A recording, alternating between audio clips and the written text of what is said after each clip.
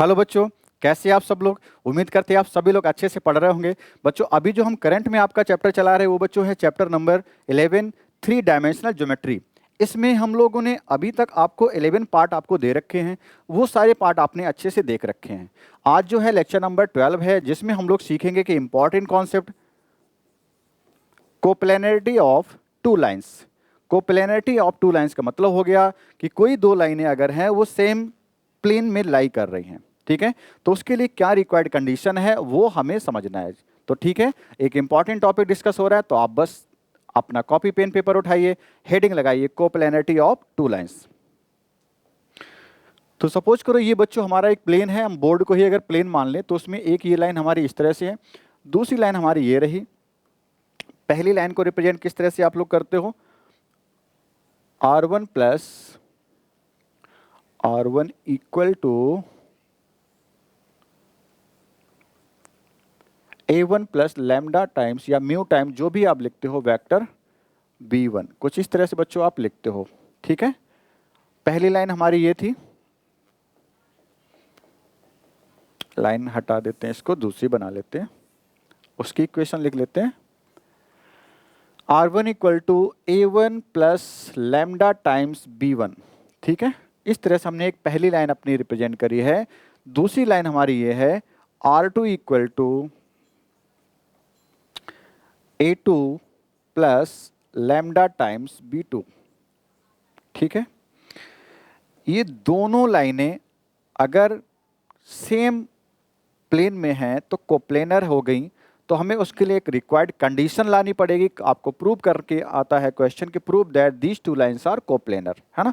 तो वो हमें प्रूव करने के लिए कंडीशन रिक्वायर कर रही है, जो कैसे आएगी वो देखते हैं। बच्चों हम आपको बता चुके हैं कि अगर मैं इस लाइन को देखो, ये जो लाइन है किसी A1 A2 क्या होते हैं, पॉइंट्स होते हैं जो उन लाइन्स जहाँ से पास होती हैं। तो अगर मैं इसको A2 बोल दूँ, इसको A1 बोल दूँ, या नीचे A2 लिखा है तो अगर मैं इसको A2 बोल दूँ इस पॉइंट को, और इसको मैं क्या बोल रहा हूँ A1 बोल रहा हूँ, जहाँ पे A1 A2 के ऊपर वेक्टर है, मतलब position vector of these two points हैं। इनके नाम भी रखना चाहो तो रख लो, चलो ये A है और ये B है। अब मैं जो कह रहा हूँ उसको समझो, इनको ज्वाइन करने से एक लाइन ये बनेगी आपकी, और लाइन बनी है तो A2 माइनस A1 अगर आपने कर दिया तो उस लाइन का एक वेक्टर रिप्रेजेंटेशन हो जाएगा। मैं A2 माइनस A1 कर रहा हूँ तो A2 माइनस A1 का मतलब हो गया OB A2 माइनस A1, ठीक है, OB माइनस आप OA कर रहे हो। तो मैं actually line for line AB है, उस AB के लिए अगर मैं कहूँ इसका वेक्टर फॉर्म में क्या बनेगा रिप्रेजेंटेशन, तो वेक्टर AB बन जाएगा। क्या होगा बच्चों वेक्टर AB, वेक्टर AB आपका हो जाएगा OB माइनस OA। तो आप लिख रहे होंगे vector AB equal to OB क्या है A2 माइनस A1, है ना।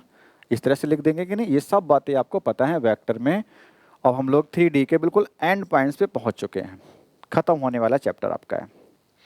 अच्छा, हमने जो लाइन निकाल दी या वेक्टर फॉर्म में AB को बता दिया, तो AB आपने लिखा A टू B डायरेक्टेड है, इस तरह से मैंने इसका बना दिया। अब जो हमने लाइन बनाई, सपोज करो वो इस तरह से लाइन है, तो अगर ये लाइन हमारी मार्कर वाली जो लाइन है इसके साथ एक और लाइन कोई पता चल जाए दूसरी जो इस पे परपेंडिकुलर हो, तो मैं उस परपेंडिकुलर लाइन का इस AB लाइन के साथ डॉट प्रोडक्ट निकाल दूंगा और वो कितना आएगा इक्वल टू 0 आएगा। ज़्यादातर कंडीशन हम लोग यही बना रहे हैं कि एक डॉट प्रोडक्ट निकालो जिसकी वैल्यू 0 हो, और डॉट प्रोडक्ट 0 कब होता है जब दो वेक्टर एक दूसरे के परपेंडिकुलर हो। तो बच्चों एक वेक्टर AB तो निकाल लिया, अब दूसरा AB के परपेंडिकुलर वेक्टर हमें पता चल जाए। तो परपेंडिकुलर वेक्टर अगर AB का है तो वो तो सबका हो गया, क्योंकि ये सब कुछ एक ही प्लेन में है। इसके भी परपेंडिकुलर, इसके भी परपेंडिकुलर हो गया, इसके मतलब हो गया पहली लाइन के परपेंडिकुलर, दूसरी लाइन के परपेंडिकुलर। इसका मतलब ये हो गया कि वेक्टर B1 और B2 के भी परपेंडिकुलर वेक्टर हम लोग यहाँ पे पता कर चुके हैं। यहाँ पे मैं लैम्डा लिख गया हूँ, आप म्यू लिखें, ठीक है। दूसरा स्केलर मैंने यहाँ पे यूज कर लिया है। तो अगर B1 B2 के परपेंडिकुलर वेक्टर चाहिए, a vector perpendicular to B1 and B2 अगर आपको चाहिए, ध्यान देना, तो हमेशा वो परपेंडिकुलर वेक्टर कैसे निकलता है, दोनों के क्रॉस प्रोडक्ट से निकलता है। तो मैं ऐसा वेक्टर पता कर रहा हूं जो कि B1 B2 के परपेंडिकुलर हो। वो कैसे पता चलेगा, B1 क्रॉस B2 से पता चलेगा। ठीक है। क्रॉस प्रोडक्ट आपको वेक्टर ही तो देता है, और क्रॉस प्रोडक्ट से बनने वाला जो वेक्टर होता है वो क्या होता है, दोनों इनिशियल वेक्टर के परपेंडिकुलर होता है। तो एक्चुअली मैंने जैसे v1 क्रॉस v2 किया तो वो इस प्लेन के परपेंडिकुलर कह दो, या फिर यूं कह दो इन लाइनों के परपेंडिकुलर। लाइन कौन सी, इस डायरेक्शन में ये है, इस डायरेक्शन में ये है, तो इन पे परपेंडिकुलर वेक्टर मुझे ये मिल गया है। ठीक है, तो ये वेक्टर चाहे जहां आप इसको फ्री है कहीं भी आप ले जाओ, सब पे परपेंडिकुलर, हर पॉइंट पे परपेंडिकुलर। तो मैं अगर यहाँ पे ऐसे रख दूं, ऐसे रख दिया मैंने, तो अब ये परपेंडिकुलर हो गया इस ए बी लाइन के। So here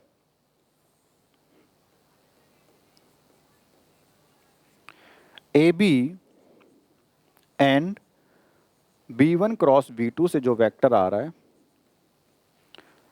are perpendicular to each other. ठीक है ना, अगर परपेंडिकुलर है तो इन दोनों का, दोनों कौन, ए बी वैक्टर का dot product b1 cross b2 के साथ में जो होगा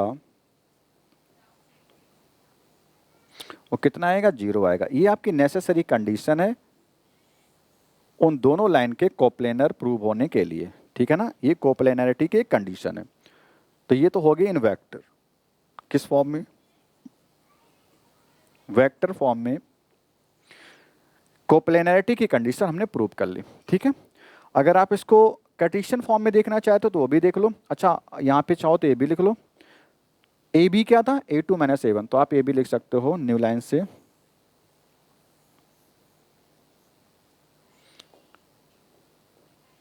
A2 minus A1, A2 minus A1 dot product किसके साथ में, B1 क्रॉस B2 के साथ। और ये सब इक्वल किसके आ रहा होगा, 0 के, क्योंकि डॉट प्रोडक्ट दो वेक्टर का 0 तभी आता है जब दोनों एक दूसरे के परपेंडिकुलर हों। परपेंडिकुलर है ये हम लोग बोल चुके हैं, तो इसलिए डॉट प्रोडक्ट का सिंबल है। तो इस तरह से हमने दिखाया कि कोप्लेनर में कौन सी कंडीशन किस तरह से लगती है दो लाइनों के लिए। अगर if the two lines are coplanar then we will write in this form, यानी कि दोनों का डॉट प्रोडक्ट कितना लिख रहे होंगे, 0 लिख रहे होंगे। तो ये वेक्टर फॉर्म में इक्वेशन हमने लिखी है। आपको मैं सजेशन ये करता हूँ कि जब भी इस तरह से आए तो कोप्लेनर का फॉर्म वेक्टर में ही निकालें। हमने क्या निकाला, A2 माइनस A1, यहाँ पे भी वेक्टर का सिंबल बना है, A1 A2 पे बिल्कुल बना है, अगर कहीं नहीं है तो बना लेना। ठीक है, डॉट प्रोडक्ट किसके साथ में, B1 क्रॉस B2। अब आपको B1 B2 बस पता हो जाए। अब मैं कार्टेशियन फॉर्म में रिक्वायर्ड कंडीशन आपको दे रहा हूँ, और आसान है, आप उसी से प्रूव करें क्योंकि आप डिटर्मिनेंट टर्म 1 में पढ़ के आए हो। नहीं तो फिर आप वेक्टर मेथड से ही करें। यहाँ पे अगर कभी A dot B cross C लिखा जाता है कभी भी, तो उसको डिटर्मिनेंट से ही सॉल्व किया जाता है। किस तरह से सॉल्व होगा वो मैं आपको बता दे रहा हूँ। A2 माइनस A1 क्या आएगा, दो पॉइंट होंगे ना, तो A1 A2 के बारे में जरा सोचो। एक पॉइंट होगा A x1 y1 z1, उसी से तो बना है वेक्टर A, तो A वेक्टर क्या हो जाएगा आपका x1i plus y1j plus z1k, तब जाके आप पॉइंट A का पोजीशन वेक्टर ऐसे लिख पाते हो। तो आपको कार्टेशियन फॉर्म में x1 y1 z1 एक पॉइंट दिया जाएगा जो कि पहली लाइन पे लाई कर रहा होगा, यानी इस तरह से आप इसे लिख सकते हो। आप और सुधार के लिख लो, ये पॉइंट को आप क्या लिख सकते हो, x1 y1 z1, Cartesian form में बात कर रहे हैं ना अब। ऐसे ही दूसरा पॉइंट B को लिख सकते हो x2 y2 और z2, ये दूसरा पॉइंट भी आप लिख सकते हैं। कार्टेशियन फॉर्म में हमने लिख लिया, ठीक है ना। अब अगर कार्टेशियन फॉर्म में हमने A और B पॉइंट मान रखे हैं तो बात आती है वेक्टर B1 और B2 के लिए। तो वेक्टर B1 और B2 आपके जो होंगे, तो B1 को मैं ऐसे यहाँ पे लिख दे रहा हूँ, वेक्टर B1 को लिखता हूँ A1i plus B1j plus C1k। ठीक है, ऐसे यहाँ पे B2 वेक्टर भी आप लिख सकते हैं, क्या, A2i प्लस B2j प्लस में C2k। ठीक है, आपने इस तरह से बच्चों B1 और B2 को भी लिख लिया जो वेक्टर फॉर्म में दिए थे हमें। ठीक है, हमने इस तरह से लिख लिया पॉइंट्स हैं। अब ये वेक्टर फॉर्म में आपको B1 B2 भी पता चल गया। तो आप कैसे सॉल्व कर रहे होंगे, सबसे पहले कार्टेशियन फॉर्म में, वेक्टर फॉर्म में तो लिख ही लिया, कार्टेशियन फॉर्म की बारी आ रही है। तो आप क्या करेंगे, इन B1 B2 में जो A1 A2 है यहाँ पे सबको आप कैसे मैनेज करेंगे। ये बच्चों ये A1 A2 अलग है, यहाँ पे A1 A2 अलग है, ध्यान रखना। आपको दो पॉइंट जो दिए जाएंगे, मैं लिखना सिखा रहा हूँ कैसे, वो देखो। दो पॉइंट जो x1 y1 z1 और B एक पॉइंट आपको जो दिया था x2, y2 और z2। ठीक है, तो आप क्या करें, यहाँ पे x2 माइनस x1 करेंगे, y2 माइनस y1 करेंगे, z2 माइनस z1 करेंगे। ठीक है, ये एक्चुअली वैल्यू कहाँ की है, ये वाली वैल्यू हो गई। ठीक है, अब वेक्टर b1 में क्या चल रहा होगा, a1 b1 c1 चल रहा होगा। देखिए जरा, यहाँ पे a1 b1 c1 ही तो चल रहा है। तो आप उसके लिए क्या करेंगे, यहाँ पे a1 लिखें, b1 लिखें, c1 लिखें। ऐसे वेक्टर b2 में क्या चल रहा है, a2 b2 c2 चल रहा है। उसके लिए क्या लिख रहे होंगे, a2 b2 और c2 लिख रहे होंगे। बस आप इस डिटरमिनेंट को सॉल्व करके अगर इक्वल टू 0 ला दें, इस डिटरमिनेंट को सॉल्व करके कितना ला दें, इक्वल टू अगर 0 आ जाए तो आप कह देना कि these two lines are coplanar. ठीक है, इस तरह से हम लोग क्या प्रूव कर रहे होंगे, टू लाइन के कोप्लेनरिटी की कंडीशन, उनको कोप्लेनर प्रूव कर रहे होंगे। तो अब इस पर बेसिक क्वेश्चन देखते हैं। ठीक है,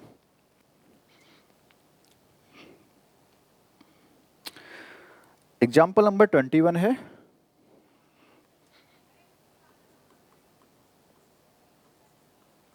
और ऐसे सिमिलर क्वेश्चन आपके एक्सरसाइज में हैं जो आप खुद से सॉल्व कर ही लेंगे, क्योंकि कॉन्सेप्ट आपको पता चल गया तो आपका हो जाएगा। कह रहा so that the lines x+3, ये कार्टेशियन फॉर्म में लाइन आपको दी है, x+3 -3 equal to y -1 upon में 1 इक्वल टू z-5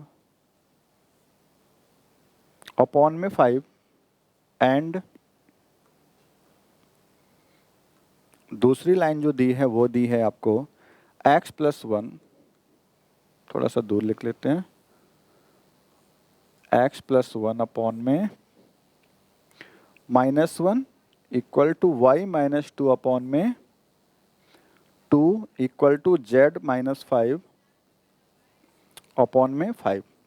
प्रूव करना these two lines are coplanar. ठीक है ना, ये लाइन हमें कोप्लेनर प्रूव करनी है। ओके, तो बच्चों जब कार्टेशियन फॉर्म में आप देखते हो प्लेन या लाइन की इक्वेशन, तो जो नीचे होते वही आपके ए बी सी होते हैं। तो पहली लाइन के लिए a1 b1 c1 आपको पता चल गया, दूसरी लाइन के लिए क्या पता चल गया, a2 b2 c2।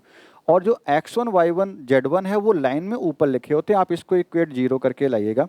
किस तरह से बच्चों आएगा, आप इसको इक्वल टू 0 करो, x+3 इक्वल टू 0 करो, वहाँ से जो x इक्वल टू आएगा कितना आया, -3। तो पहली वाली के लिए आपको x1 पता चल गया कितना, -3। अब मैं डायरेक्ट लिख दूंगा, यहाँ पे ध्यान रखना y -1 इक्वल टू 0 करेंगे तो y इक्वल टू कितना आएगा, 1, जो कि होगा y1। z-5 इक्वल टू 0 करेंगे तो z इक्वल टू कितना मिलेगा, 5, यानी कि z1 इक्वल टू आपको पता चल गया। तो x1 y1 z1 आपके पास आ गए हैं डायरेक्ट। अब मैं इसको यहाँ पे लिख के दिखा दे रहा हूँ। यहाँ से क्या पता चलेगा आपको, x1 equal to -3, y1 equal to 1, z1 equal to 5, इस तरह से आपने निकाला। और a1 equal to -3, b1 equal to 1, c1 equal to 5, इस तरह से आपने पहली लाइन से ये डेटा निकाला। दूसरी लाइन को भी सॉल्व करते हैं। एंड यहाँ पे x+1 इक्वल टू 0, तो x इक्वल टू -1 मिलेगा, तो x2 आएगा दूसरा पॉइंट -1, लगे हाथ a2 भी लिख लो, कितना, -1। ठीक है, y इक्वल टू 2 आएगा यहाँ से, तो y2 की वैल्यू एक्चुअली 2 आ रही है। और यहाँ पे क्या है, नीचे में a2 नहीं b2 है ना, b2 इक्वल टू कितना, 2 आ जाएगा। अच्छा, यहाँ तो सेम वैल्यू आ रही है ना, z इक्वल टू 5, यानी कि y आपका z2 आ गया 5। तो आप कुछ सोचिएगा नहीं, सीधे लिखते रहिए, जैसे बताया जा रहा सही बताया जा रहा।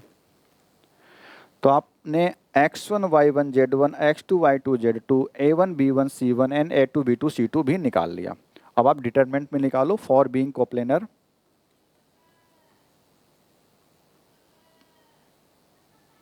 क्या लिख रहा हूं, कोप्लेनर।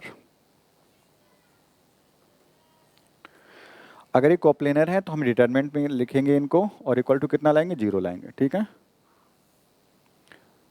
क्या नंबर दिए गए आपको, x2 माइनस x1, तो x2 माइनस x1 यहाँ पे लिखते हैं, -1 -3 हो जाएगा प्लस का 2। बात समझ गए। y2 माइनस y1, y2 है 2, माइनस y1 करोगे 1 आएगा। z2 माइनस z1, 5 माइनस 5 0 हो जाएगा। ठीक है, तो Z2 माइनस Z1 कितना आ जाएगा 5। हमें कुछ इस तरह से वैल्यू मिली हैं, जो वैल्यू आई कितनी कितनी आई उनको लिखते हैं डिटरमिनेंट के अंदर। पहली वैल्यू 2 है बच्चों, यहाँ पे x2 माइनस x1, देखो फार्मूला हमने कौन सा लगाया, ये लगाया x2 minus x1 y2 minus y1 and Z2 minus Z1 आप करके वैल्यू जो निकाली हमने टॉप पे लिखी वो ये रही।